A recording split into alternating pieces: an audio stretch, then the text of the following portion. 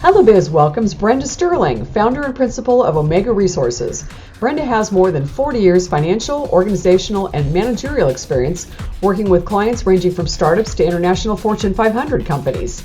Areas of expertise include financial systems, corporate infrastructure design and development, process design and implementation, Sarbanes-Oxley compliance, policy and procedures, internal control, operational efficiency and effectiveness, mergers and acquisitions, and training. An accomplished entrepreneur, Brenda has also successfully started and operated her own 2 businesses. Her passion for sharing her knowledge led her to design and conduct numerous seminars in the U.S. and in Europe on a wide variety of business issues, for which she garnered national recognition in USA Today and Vogue magazine. Along with a BS in accounting from the University of New Orleans, Brenda has extensive continuing education in the fields of management, finance, and interpersonal skills. Welcome back to Hello Biz, and we're here again with Brenda Sterling to talk more restaurants. And Brenda, great to see you again, and welcome back. And I have to say, we were kind of drilling down a little bit, or actually a lot deep in the last episode. And both of us have been doing quite a bit of looking on the internet, and this information popped up from the National Restaurant Association, which is the blueprint for restaurant revival. So obviously, as we go through the pandemic, everything is evolving. It's like a constant state of slow evolution, painful evolution for restaurants to get moving again. And what we decided to do was to take this episode to drill down, and we may break it into 2 episodes, but to drill down into I think it was 10 points that they made about how to make the restaurant industry come back. Even though they keep using the words like get back to where we were, I think that both you and I are pretty set on the idea that new normal is not necessarily what old normal looked like at all. So let's start from there. Go ahead. Yeah, good to see you again, Jules. I think what has become pretty apparent is that the restaurant industry is very different than a lot of other industries, and it is more susceptible to regulation now, because everybody seems to be under the impression that you get COVID from restaurants really fast. Whether that's proven or not is up for grabs, but the idea is they're all trying to control restaurants hugely now in what they can do, their capacity, how they have to operate. And as a result, it's not business as usual at all. It's going to be a very different model for the restaurants. And as the initial wave of PPP loans and EIDL loans came out, that helped a lot of regular businesses, because they kind of shut down and they come back and they kind of keep moving along. And it didn't work quite so well for the restaurant industry, and they're finding that they really do have to drill down a lot more and give more support, because there are so many restaurants that either have already closed or in danger of closing. And restaurants are a main part of a community. I mean, that's where people get together. It's kind of like the soul of the community. So without the small restaurants and the community, it can really affect how communities come back from something like a pandemic. First thing that the NRA, the National Restaurant Association, did was when it put out this guideline, their number one short-term relief to restart the industry is to create a restaurant recovery fund. So they want to create a restaurant recovery fund for structured relief to food service establishments. So I'm just going to quickly read this so that everybody who's listening kind of understands where they're coming from, and then you're going to dissect. What their premise is that restaurants need a tailored relief measure for immediate liquidity to compensate for lost revenue tied to ongoing closures and restrictions of operations. Given the evolving reopening, start again, stop again landscape, which obviously we have not come out of yet, the urgency for this recovery solution grows daily. So they went on a little bit more. The premise of this includes that it would basically establish its legislation. And by the way, just for fun, it is called the Restaurants Act, which stands for the Real Economic Support That Acknowledges Unique Restaurant Assistance Needed to Survive Act. So this is what we're getting from Washington. We can't find out how to spell the word out, restaurants, so that we have an act. But anyhow, $120 billion recovery and revitalization fund for food service or drinking establishments devastated by the coronavirus pandemic. So the one thing that listeners need to understand is that it would provide grants from the Treasury Department to eligible entities that own or operate 20 or fewer establishments, together with an affiliated business, regardless of the type of ownership of the locations and whether those locations do business under the same name or multiple names. Okay, that's all good. Grants would be capped at $10 million per eligible entity and can be used to cover a variety of costs, including payroll, benefits, mortgage, rent, supplies, protective equipment, cleaning materials, and other costs. Given that context for the Restaurants Act, whose name we will not go out and spell out again, how do you feel this will help that small business that is the soul of a community at this time? It's definitely a help. Because they're also looking at, I think this was a grant, wasn't it? Yeah, grants. This one's a grant. So this would be a grant, not a loan. So it would definitely be a help. What my concern is with kind of like the whole program, the whole package that they have put together, one of the main things that they have not considered is what you have to do structurally to a restaurant. You may have to do extensive renovations in order to meet the new guidelines of social distancing or takeout or something like that. Or you may have to move to a different location in order to be able to continue to operate. And I haven't seen anything really that addresses those costs. If they are restricting what you can spend the money for, and they don't take into account how you have to redo your restaurant in some cases, that I think is going to be a big problem, because while all of this will cover a lot of the ongoing cost, you've got to get to a point where you can get the people in the restaurant. And that's where the costs come in, to renovate the restaurant or to move it or to kind of reimagine how you want it to be. So I think that piece, if it's included in something like this, would be great, because then you could have a grant to redo your interior and or pay for moving costs and starting in a new place so that you can continue on in business. So, but covering all the other costs are great, so long as you have the ability to actually get the people in the restaurant. Quickly looking up before we started speaking this afternoon, currently in the United States in 2020, well, actually at the beginning of 2020, there were 660,755 restaurants in the U.S. Projected sales for 2020, and again, this is before COVID hit, $899 billion. My question is this. There are a couple of things that came out of this. One is that you have a $120 billion recovery revitalization fund for food service and drinking establishments. So that's one thing. You have almost 660,755 restaurants that are out there, and you're capped at $10 million per eligible entity. So obviously that doesn't go anywhere near covering everybody that's out there. Most restaurants, when they have more than one to their name, basically, they run them as completely separate entities because of the liability issue, the exposure issue. So if you take down one restaurant, you don't take them all down. So has that been your experience? And if that is the case, there aren't any 20 or fewer establishment really restaurants out there. So it would make everybody like an individual entity, which would include some of the largest entities. You got to remember, this is a government definition. Logic may not come into play, but well, a lot of times these things are not really written to reflect the industry, because they may not always be up to date on how a lot of the industry operates at that kind of a level, as opposed to kind of like a bigger level.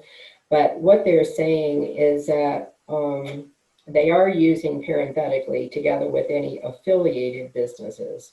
So I'm assuming that means if you have like a management company and then you have all of these different entities under that, they would add that all together and see if you had 20 or less. Okay. If you had 20 or less, you would qualify. Because affiliated businesses, that's a really vague description. And in most cases, all of these different individual entities for the restaurants are, they have a lot of common ownership. They will have at least one common ownership, especially if there's a management company, right? They may have individual investors in the various entities, but they would always have the management company as also being a large owner. So you have kind of a common ownership, and that could be considered in the definition of an affiliated business. That was one of the questions that I had, because when I was reading through this, when they were talking about point one, which was what we just covered, and point two, saying capped at $10 million per eligible entity. If, you and I have worked with restaurants where if they even saw $10 million a year, it would be like the heavens opened up. So that would be a good thing.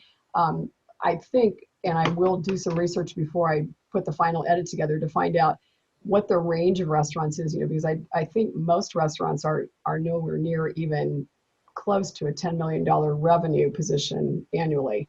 So a $10 million cap seems like a lot, even if it were to cover all of those things. I mean, you're talking a whole restaurant can run on $3 or $4 million a year. A good one, a good independent solid restaurant can take in 3, 4, 5 million a year. So I really wanted to kind of parse the market out a little bit on that. But is 10 million, does it seem too much, not enough, or just right? Or is this going to favor larger restaurants over smaller ones? Because the PPP sort of a critique about that was that a lot of the smaller restaurants never saw any of that money. So does this help them or not help them? It doesn't really say how they decide what they get. The PPP was sort of based on payroll, right?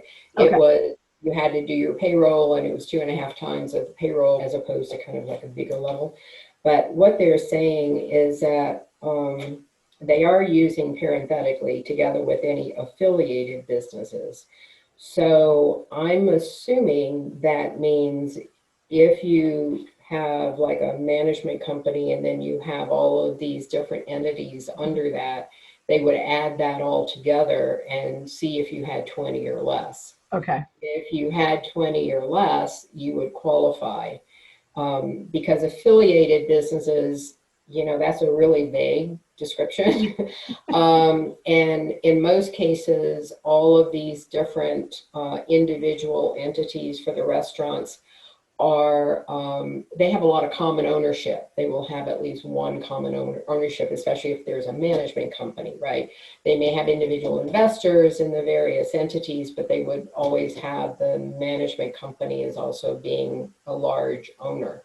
So you have kind of a common ownership, and that could be considered in the definition of an affiliated business. So I would think that if you had multiple entities under a parent kind of environment, they would have to add all that together to see if you had 20 or less. Okay. Because that was one of the questions that I had, because when I was reading through this, when they were talking about, point one, which was what we just covered, and point two, saying capped at $10 million per eligible entity. If, you and I have worked with restaurants where if they even saw $10 million a year, it would be like the heavens opened up. So that would be a good thing. I think, and I will do some research before I put the final edit together to find out what the range of restaurants is, because I think most restaurants are nowhere near even close to a $10 million revenue position annually. So a $10 million cap seems like a lot, even if it were to cover all of those things. I mean, you're talking a whole restaurant can run on $3 or $4 million a year. A good one, a good independent solid restaurant can take in 3, 4, 5 million a year. So I really wanted to kind of parse the market out a little bit on that, but is 10 million, does it seem too much, not enough, or just right? Or is this going to favor larger restaurants over smaller ones? Because the PPP sort of a critique about that was that a lot of the smaller restaurants never saw any of that money. So does this help them or not help them? It doesn't really say how they decide what they get. Yeah. The PPP was sort of based on payroll, right? It Okay. was, you had to do your payroll, and it was 2.5 times of the payroll for a certain period of time, and that's what your PPP was, established at. Under the EIDL, there was a different kind of criteria. They had sort of like these numbers that they use. 150,000 seemed to be the most common one I saw. People just got 150,000, or they got some number, but you never really quite knew exactly how they got to the number, other than kind of they came up with a number. So I don't know what the criteria is that they're going to base how much they are doing. And then if like if you do have an entity that has 10 restaurants, if the entity gets $10 million, that's like $1 million per restaurant. Or you have an entity that has 2, and obviously if they get 10 million, that's a whole lot more per restaurant. So there's got to be some criteria for how much per restaurant they would give, but it would have to be based on something. And I don't see that right now they have anything in here as far as any criteria for how they come up with how much. And it may be that they're asking people to ask for something, like if you have an entity and you submit an application and say, this is what I want to do, and these are the costs I need to cover, and this is how much I would like to have as a loan, as a grant, they may do it on a case-by-case basis. Just like they do any kind of grant, if you do a grant proposal to somebody, if you're a nonprofit and you do a grant proposal, you give them the concept of what it is you want to do, and they tell you whether or not your dollars are approved or not, and whether you're going to get the grant. This might be the same thing, that you spread out what it is you want to spend per restaurant, apply for a grant for that amount of money, and they will cap it at 10 million if you ask for more than 10 million. But then, I'm sure they have some sort of criteria for deciding how much they are going to grant based on the application. It'll be interesting because it sounds like A, sounds like a lot of paperwork, and B, obviously since it's pending legislation, it hasn't gone anywhere. And here we are, it's almost October 1st, and I just don't see anybody really moving on any of this. I did hear, and I don't know what it is because I haven't seen it, but the new bill that they've just put forward for the second wave of the COVID release that's been put forward in the House, they mention restaurants in there, but I don't know what that means. I haven't seen whether this is part of that, or if they have set aside a certain amount of money for that industry. I haven't seen that yet, but they did mention the restaurant industry in the detail of what was covered in it. I just haven't seen the details of it to know if this is included or not. Let's move on to short-term relief number 2. So the second point that the NRA was making, and that's part of their Relief to Restart recovery program, is to enact a second installment of the Paycheck Protection Program, so the PPP. So they are calling for a second round of application eligibility open to entities that received an initial 8-week loan. So I had a question about that. Right off the bat, it basically said that you can only qualify if you already got one, and we already know what a snafu that was. Most, are smaller, small businesses, minority-owned, women-owned businesses did not see good results from the initial round. So there were a lot. In fact, I made some notes on myself. That the first-time loan, that if you got the loan the first time around, multi-million-dollar chains such as Ruth's Chris and Landry's received loans, but some of the smaller restaurants that I worked with did not. So any thoughts about that? I think initially people were excited about the PPP loan until they saw kind of what the criteria was for it.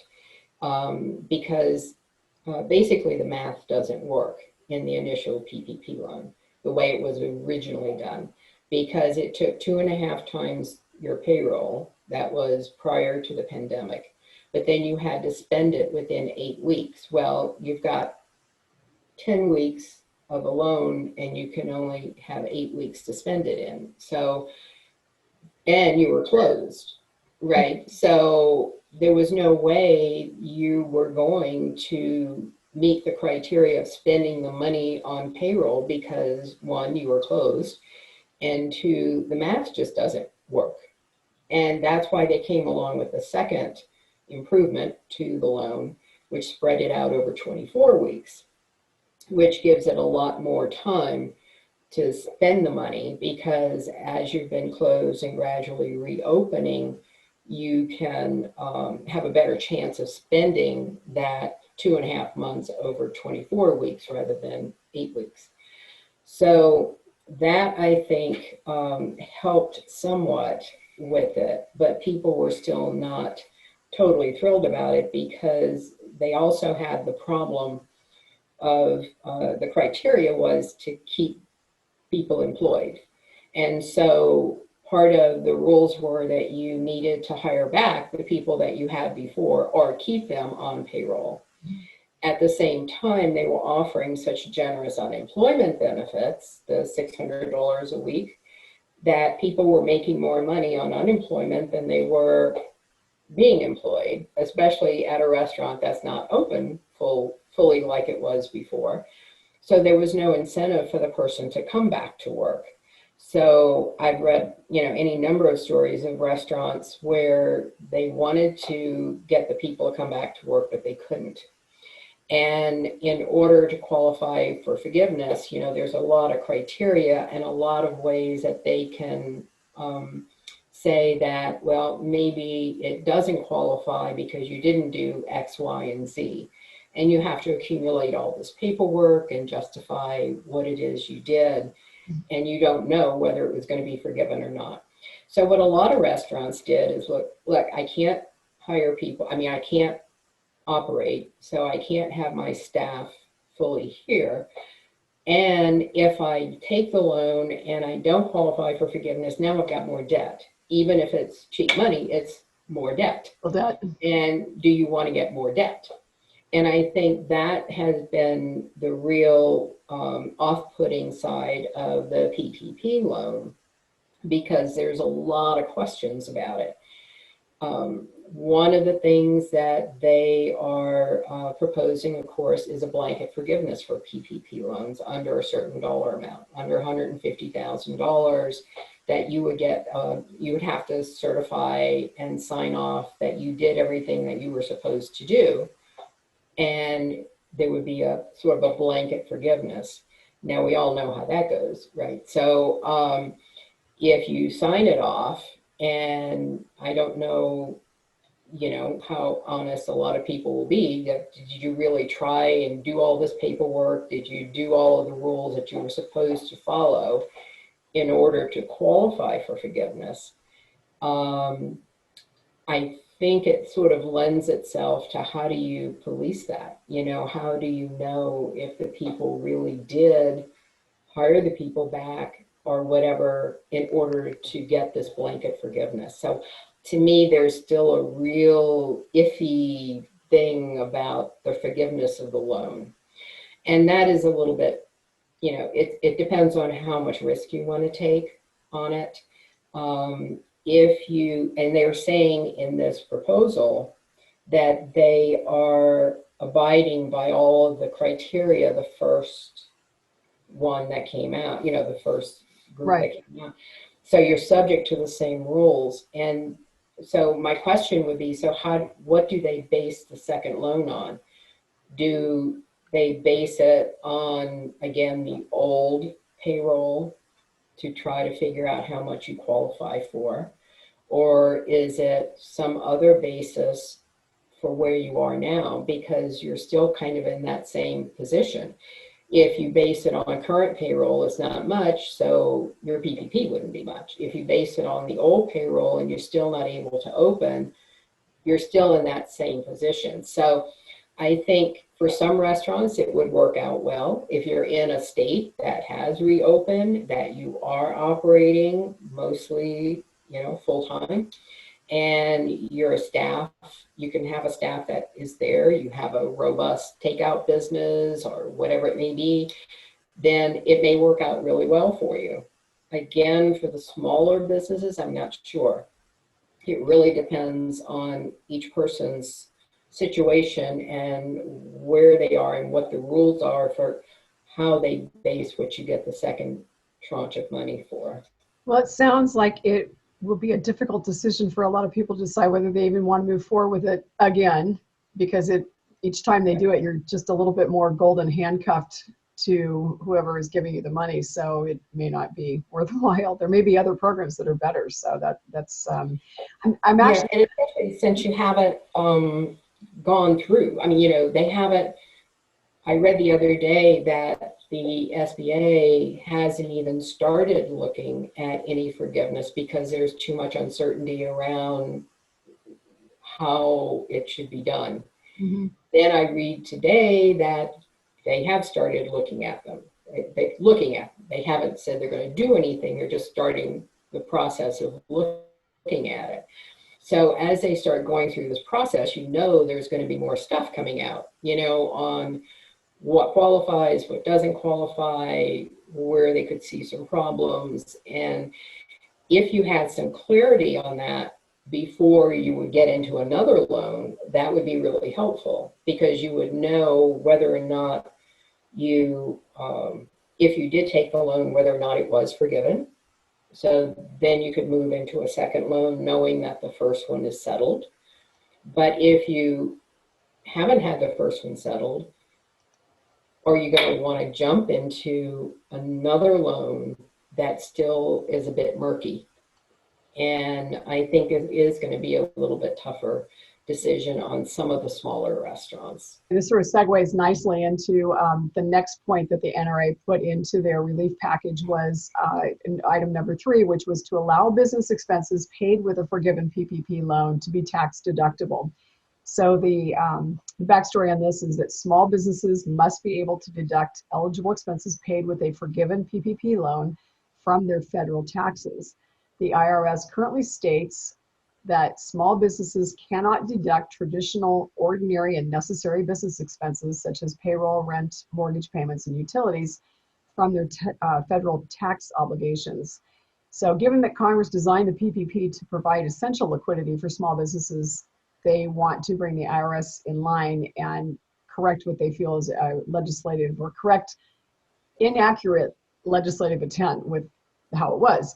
So my first thought when I read this was, well, what about the business that didn't receive a PPP loan? So you have businesses that did, who now get no loan. So they get the loan, they probably get forgiveness for the loan, and then they get to deduct expenses that the business who didn't get a loan and didn't get forgiveness, and they don't get the ability to deduct the same expenses. I mean, they're asking for expense deductions for the recipients only, not for everybody, but just for the recipients of the loan. So I was trying to figure out how that might be perceived as being equitable to restaurants that didn't have a PPP loan.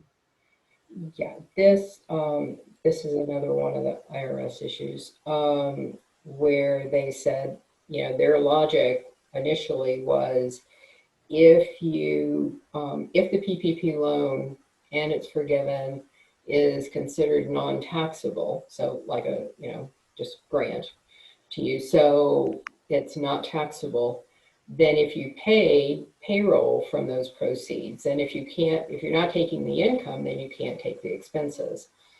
And that was logical in their mind, that if you can't do one, if you don't declare the income, you don't declare the expenses. There's been a whole lot of debate about that, and I think the the income part is pretty clear. The expense side, I think they're still fighting about. I haven't, I'm not sure I've heard anything definitive yet. I have to look it up and see. But the logic, what the restaurants are saying, is that if I can't deduct my expenses, of which payroll is a fairly large piece of the expenses in a restaurant, then I may be in a position to where I have taxable income and I now have to pay higher taxes because I don't have all the expenses that I would have had in the first place. Now, if you're already losing money, this is not a big deal. Or if you had an operating loss going forward, it's not going to be as big of a deal. If you are making money, however, and this could pop you into a taxable income situation, then yeah, you shouldn't be getting a loan to help you through it. And then all of a sudden you have to pay taxes because you had the loan to help you through the process. I think they'll eventually get around to saying that they're deductible, just because I think logically it just makes sense. But I don't think I've seen anything definitive about it. But it is a disconnect. And I know all the tax people I know are kind of nuts about it. They're just like, that just is not logical at all. Enough to make your head explode. So, but I mean, it really did strike me as odd because I thought, I'm a small business owner and my expenses have not changed. I'm still expected to, not deduct those from my taxes. And I'm certainly not getting any PPP loans that will enable me to move forward through this. So I was trying to figure out, from a restaurant perspective, how is it intrinsically fair that they can, have access to PPP loans and then get to deduct their expenses, where a regular small business who maybe did not take a PPP loan or didn't even think about it does not get the same tax treatment. Because we all, regardless of whether or not you got income or not, you still had expenses. And if you could, I was thinking about my situation, if I could write off tax credit, for what I've spent while I was not able to make the same money or as much money as I was making before all of this happened, that would be as good as getting a grant. And nobody had to really give me anything. It's just that I don't have to pay tax on those things that I was already having to pay for anyway. So it just seemed like it might make sense. But and again, IRS and making sense is. Yeah, and like I said, on one hand, it could benefit somebody. On the other hand, it really is not material to them, because they're already in a situation that if they had losses, if they can't deduct it, then it won't mean anything to them tax-wise. Right. In a situation where you could, it could be pretty significant, whether, and then it also depends on the kind of entity you are, because if you're an entity like an LLC in California in particular, your tax is sort of based on, your franchise tax is based on revenue. It's not based on your net. But what passes through to the owners is the net, and then that would depend on all of their own personal stuff. So it's really hard to say what kind of benefit there is to it one way or the other, but it just seems like you should be consistent with it one way or the other. It's either deductible or it's not deductible. Well, I'm thinking we vote for a tax holiday for everybody for everything. Moving forward with this, they were looking at creating a longer term loan program. So PPP is short term, and they refer to it as like a bridge loan for restaurants. So longer term, they were looking at creating something that would provide at least 6 months of operating costs, including payroll, and allow for partial forgiveness. And we've had a lot of forgiveness going on, and again, forgiveness is wonderful if you're one of the people who is in the forgiven class. But if you're not, it's again kind of putting the thumb on the scale for some businesses and not equal access for all businesses, which is concerning because we do have issues with the fact that a lot of businesses are not able to partake with this. So that was one thing. But the second thing was they were looking at let me add on to that. The partial forgiveness, including the payroll, which they were looking at for this program, would be proportional to a percentage of revenue losses during COVID-19. So again, that's even going to be problematic because there are a lot of places where revenue losses were not just tied to COVID issues. There's been civil unhappiness going on, and 140 cities plus in the United States, we've had significant reductions in potential for actual revenue because a restaurant was closed or burned out or couldn't be inhabited or whatever. So, I mean, it's more than just one issue. So I think that they backed themselves into a corner a little bit on that, or at least from my perspective, I felt like it wasn't as cut and dried as it could be. And that was also, they were looking for this program, this longer term program of 6 months to have favorable terms, including deferred payments, low interest rates, long-term maturity, and the backing of a strong federal guarantee. So from your perspective, backing up against the PPP short-term bridge, how is this going to fit into the recovery program for the smaller independent type restaurant? I would find it hard to think that they would give a restaurant a grant under the first thing, which was the recovery fund, and then turn around and do a long-term program with forgiveness, because you're covering if you read it, it's kind of like the same cost. They're covering the same cost. Again, if they could use it to relocate their business or renovate the business or whatever, that would be helpful. If they could use one of these loans to do that, that would be helpful. And I think it's,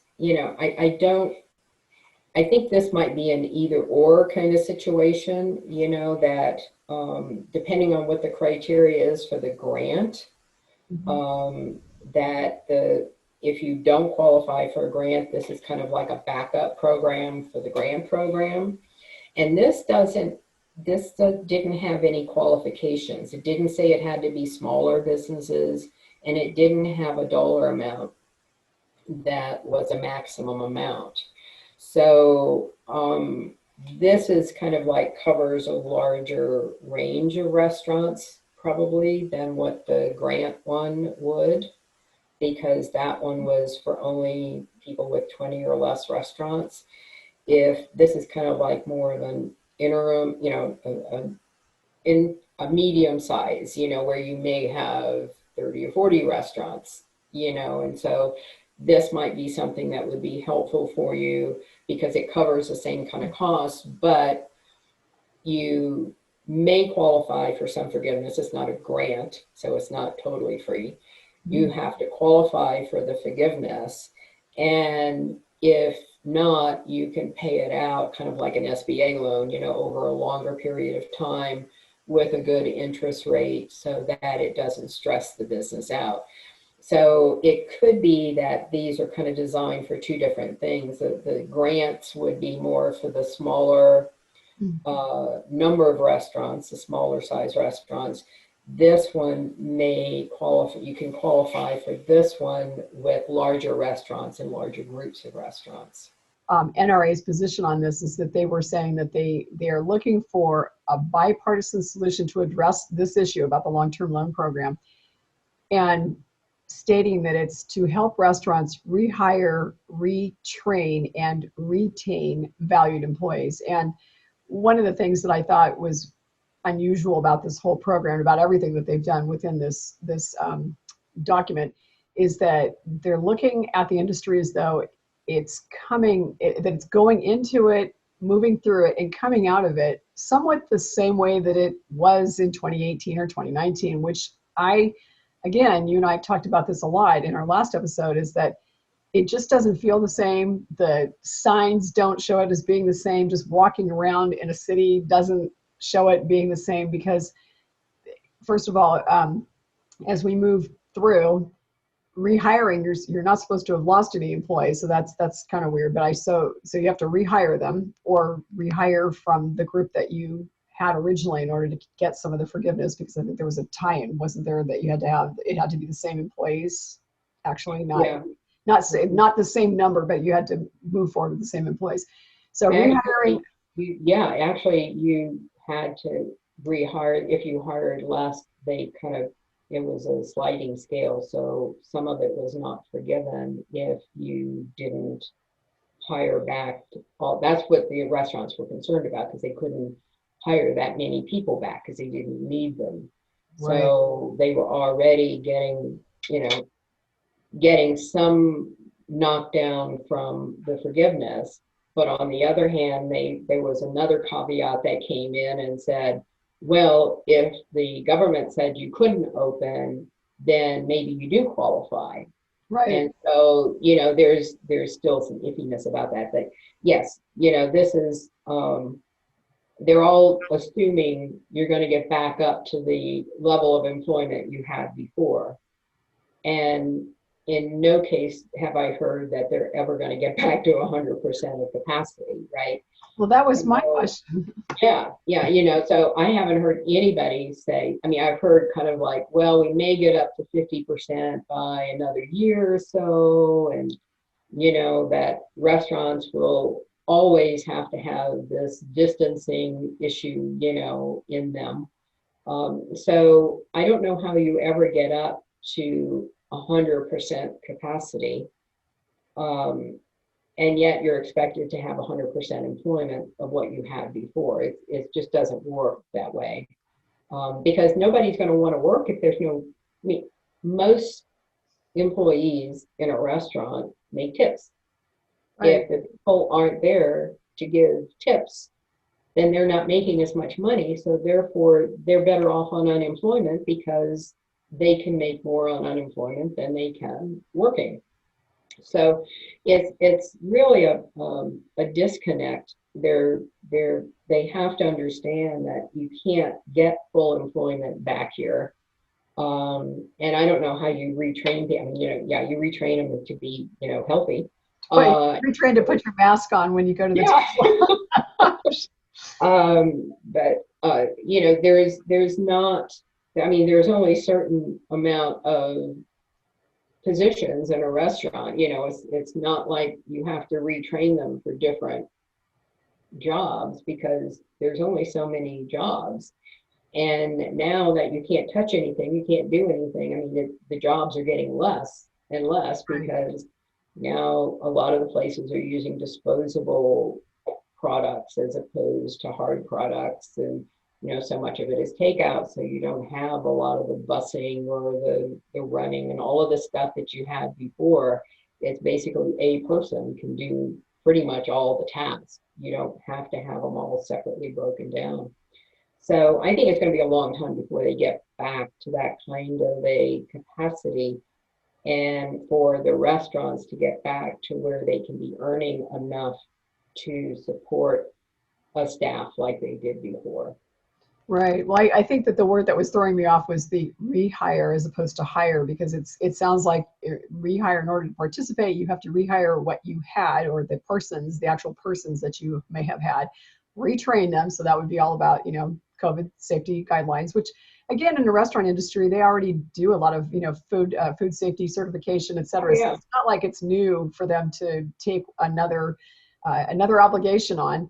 And then retention, and this is the other thing that I think I was having a little bit of pause about the concept of retention in an industry that's been more than decimated. And you're going to have, eventually unemployment does wear out. I mean, at some point that stops. So then you have a consolidation within the restaurant industry because restaurants shut down. And then you have another consolidation based on the occupancy rate, where you don't need as many people to run at 25% occupancy, which is where California is for a lot of, like San Francisco. I'm in San Francisco, 25% is what we're being allowed to open with right now for indoor dining. And for most restaurants, 25% of occupancy isn't even worth opening the door for. I mean, you don't get out of bed for that. So I'm not sure that that's even going to happen realistically for a lot of people. So within that context, retaining your employees isn't even possible. So there's going to be a sort of an organic shift within the industry anyway, of people moving to where there is employment opportunity. So it may not be the people you had before. It's the people who are going to move to a different place and take on a different job, possibly for a different wage, although the wages are, like in California, it's kind of set in stone what your wage is, but you might have our opportunity for bigger tips, et cetera. But people will I was going to say vote with their feet, but they'll go to where the employment opportunity is or is not, and maybe not even stay in the industry, and that's another option. But I think it's going to look very different regardless of whatever paint they slap on this in terms of short and long-term programs and forgiveness and loans, et cetera. The industry itself is going through a structural transformation. I mean, I just don't anticipate it will look anything like it has ever. No, I agree. And, the restaurant industry is notorious for turnover, right? I mean, if Yes. you need a job while you're in school or whatever, restaurants are where you go because it's flexible, it fits into your schedule. You can go to school, you can, or you need a second job, you can go and work in the evening, in a restaurant and have another job during the day. So the industry itself has always been kind of a home to people who needed the employment kind of to fill the gaps. And there are a certain number of people who want to make it a career. I think you find that more in the chefs than the cooks and the people who are the more creative side of the business, because there's kind of a progression there to be able to develop a skill set and that sort of thing. In the front of the house restaurant, you have your management staff, and the other positions are, you don't need to have a lot of criteria before you get hired for them. And so that's why it's always attracted people who can kind of come and go, because they can go from city to city if they have to and find a job pretty easily in a restaurant. And I think, when something like this happens, it sort of makes people question, well, gee, maybe that's not the best option for me if I need a part-time job. Maybe I should go find a place that actually has like regular work hours or regular pay that I can, count on, as opposed to tips or whatever. So I think you're going to have a certain number of people who really love the restaurant business and really want to be in it. And I think it can also vary from city to city, because some cities have a tendency to really retain people in a restaurant business. Other cities don't. They're just kind of like, they'll go wherever they get more money, kind of thing, or wherever they can earn more money. So I think it is going to cause a lot of shift in the kind of people who are attracted to the industry. And also it's going to affect the restaurants in what and how they have to structure in order to get people to work and retain them, and try to figure out how to make that work as a workable model with all the other restrictions they have in place. It's going to be very difficult. It is really going to be very difficult. I think there's a lot of questions, and a lot of unanswered questions on how you're actually going to function as you move through this criteria. And the restaurants that I've been talking to, it's like if you talk to them this week, it's one thing. If you talk to them next week, it's another thing. And talk to them the week after that, it's another thing, because everything keeps changing. And it affects it affects the restaurant no matter what, it affects them. And so you have to, the only thing you can do is stay relatively flexible and just sort of see where it all flushes out. But, with winter coming on, patio dining is not going to be a whole big option. You're going to be stuck with indoor dining. And again, if you can only do 25%, is that even worth it or not for you?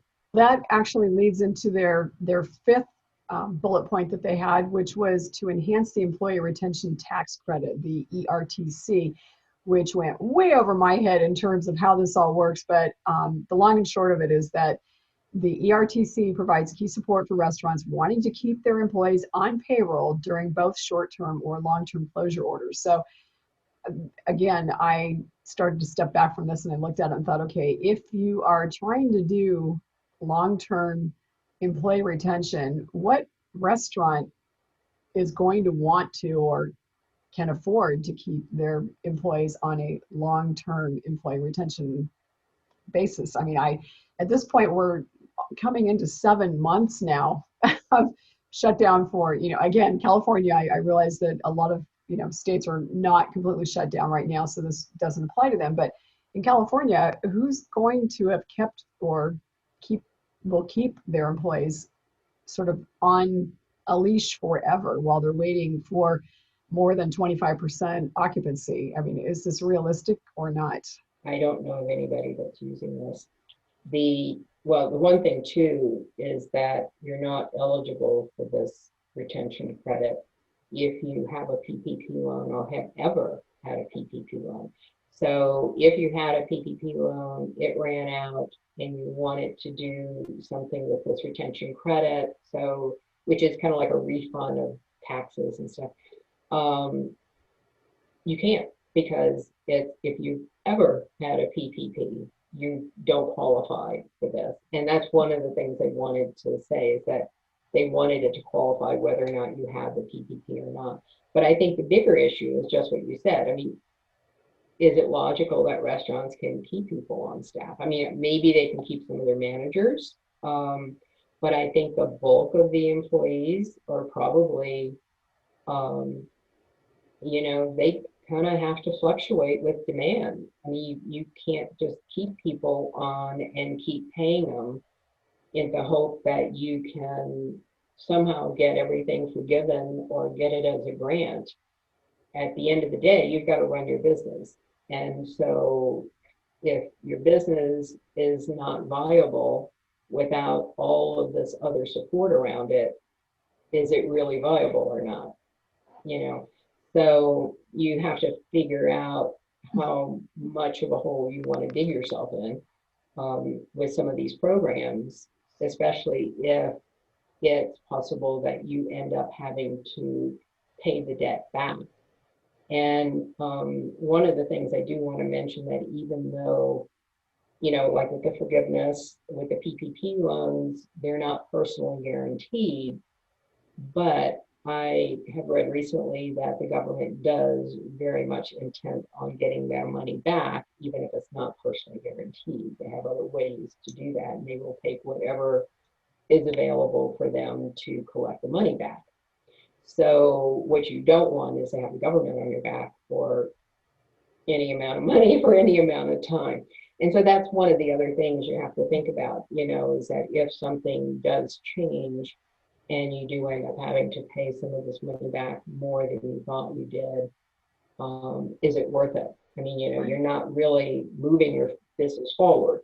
All you're doing is paying people to work when there's no work for them to do. And is that really the risk you want to take advantage of some of their programs? Right. And I think you and I talked about that pretty extensively in our last episode, which I will link below, where we talked about at what point do you get rid of the shovel and stop digging the hole that you're stuck in. And at the same point, we have the government basically handing you the shovel or a backhoe and saying, here, dig a little bit deeper and it'll be okay.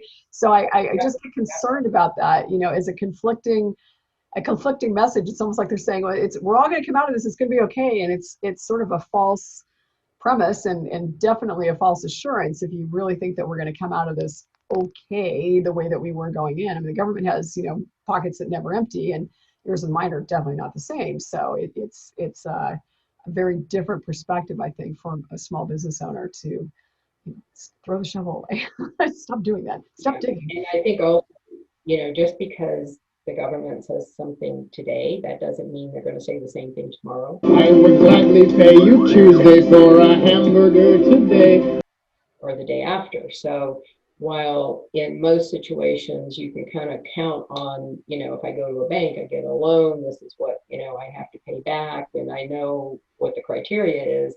A lot of times with some of these government programs, more so with ones like this that are kind of rushed through right away, and they aren't really thinking through the long-term situation. First of all, there's 17 cents new in town tax.